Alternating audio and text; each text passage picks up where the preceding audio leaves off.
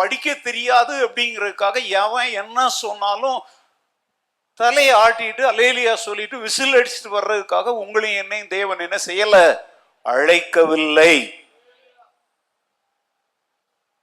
வேத வசனத்தை வாசிக்க தெரியாததினாலே நீ சத்தியத்தை அறியாமல் இருக்க வேண்டும் என்பது தேவ சித்தம் அல்ல.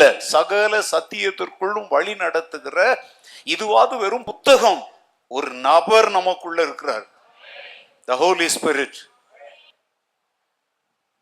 அவர் உங்களை சகல சத்தியத்திற்குள்ளும் என்ன செய்வார், இது நடத்தும், அவர் நடத்துவார். இதுவும் ஜீவன் உள்ளது, அவரும் ஜீவன் உள்ளவர். அதனால வேத வசனங்களை புரிந்து கொள்வதற்கு வேத வசனத்தின் உதவியும் நமக்கு தேவை, அதை நமக்கு விளக்கி கொடுக்கிற ஆவியானவருடைய உதவியும் தேவை. அல்லேலூயா.